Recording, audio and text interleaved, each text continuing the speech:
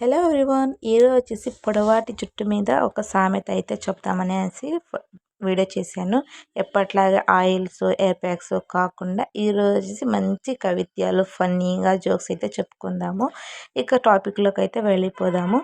నా జుట్టు ఎంత పొడవో మీకు తెలుసా? నీకు తెలియదు. నేను నడిస్తే అది నా వెనకే వస్తుంది చూడు. తలుపు గట్టిగా వేస్తే ఒక్కసారి అది అందులో ఇరుక్కుంటుంది. పోనీ దువ్వుకుంటే అది ఒక్కటే చిక్కుముడి. విప్పడానికి నాకు సగం రోజు పడుతుంది గుడి.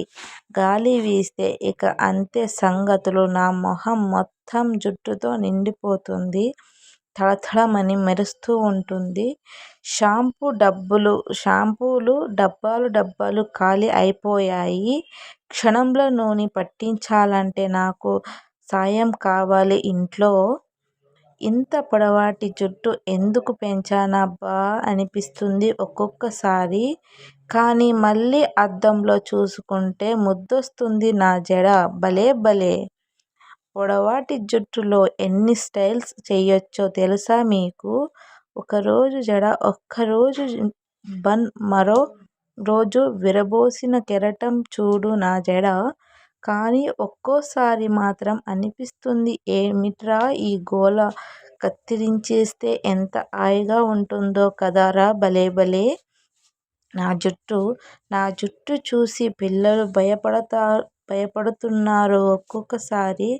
ఏదో తోకలా వెనకాల ఊగుతుంటే వారికి నవ్వు ఆగదు మరి. అయినా పర్లేదు, నా జుట్టు నా ఇష్టం కదరా. మరి మీకేమైనా ఇబ్బంది ఉంటే కాస్త దూరంగా ఉండి చూడండిరా సంగతులు.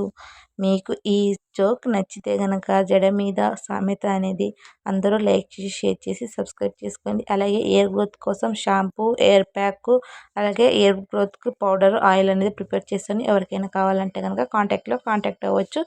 ఎలా ఉందో నాకు కామెంట్ సెక్షన్లో కామెంట్ చేయండి. జోక్ మీద కానీ, నా ఎయిర్ మీద కానీ, నేను చెప్పిన పద్ధతిలో కానీ మీకు ఏది నచ్చింది అనేది నాకు కామెంట్ సెక్షన్లో కామెంట్ చేయండి. నచ్చిందని అనుకుంటున్నాను.